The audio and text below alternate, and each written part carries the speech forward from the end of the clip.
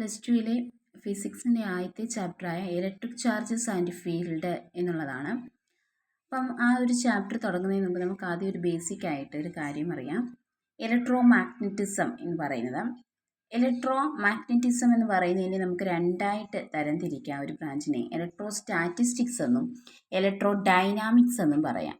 ഈ സ്റ്റാറ്റിസ്റ്റിക്സ് എന്ന് പറഞ്ഞാൽ സ്റ്റാറ്റ് എന്നുള്ളത് പറഞ്ഞാൽ റെസ്റ്റിലിരിക്കുന്നതെന്നാണ് അർത്ഥം.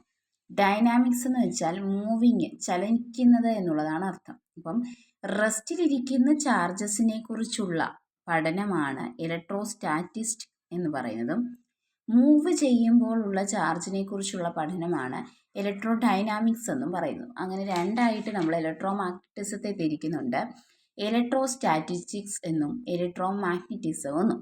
അപ്പം ഈ ഇലക്ട്രിക് ചാർജസ് ആൻഡ് ഫീൽഡ് എന്നുള്ള ഈ ഒരു ചാപ്റ്ററിനകത്ത് നമ്മൾ പഠിക്കാൻ പോകുന്നത് റെസ്റ്റിലിരിക്കുന്ന ചാർജസിനെ കുറിച്ചുള്ള പഠനമാണ്. അതായത് ഇലക്ട്രോസ്റ്റാറ്റിക്സ് ആണ് നമ്മളുടെ ഇത് വരുന്നത്.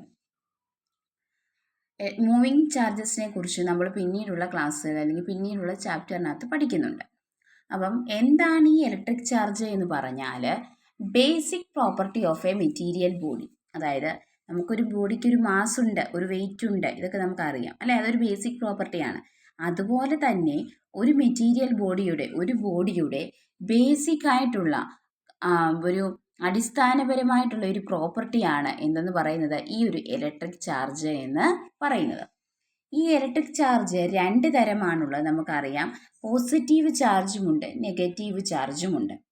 പോസിറ്റീവ് ചാർജിനെ നമ്മളൊരു പേരിട്ട് വിളിച്ചിട്ടുണ്ട് പ്രോട്ടോൺ എന്നും, നെഗറ്റീവ് ചാർജിനെ ഇലക്ട്രോൺ എന്നും പേരിട്ട് വിളിച്ചിട്ടുണ്ട്. നേരത്തെ പോസിറ്റീവ് നെഗറ്റീവ് ചാർജസ് എന്നേ നമുക്ക് അറിയത്തുള്ളായിരുന്നു. പിന്നീടാണ് ആ പോസിറ്റീവ് ചാർജിന് പ്രോട്ടോൺ എന്നുള്ള പേരും നെഗറ്റീവ് ചാർജിന് ഇലക്ട്രോൺ എന്നുള്ള ഒരു പേരും വന്നത്. അപ്പം ഈ രണ്ടിൻ്റെയും വാല്യൂ പക്ഷേ എന്താണ്, സെയിം ആണ്. വാല്യൂസ് നമുക്ക് അറിഞ്ഞിരിക്കണം. വാല്യൂ എന്താണെന്ന് വെച്ചാൽ 1.602 × 10⁻⁻19 കുളോംബ്.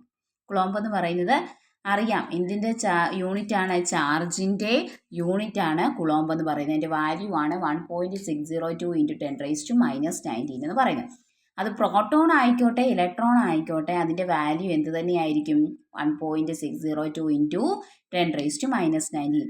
പക്ഷേ പോസിറ്റീവ് നെഗറ്റീവ് എന്നുള്ള വ്യത്യാസം അതിന് വരും. വാല്യൂ സെയിം ആണ്, സൈൻ വ്യത്യാസം കാണും. കാരണം പ്രോട്ടോൺ ആണെങ്കിൽ +1.602 × 10⁻⁻19 വരും, ഇലക്ട്രോൺ ആണെങ്കിൽ -1.602 × 10⁻⁻19 കുളോം വരും.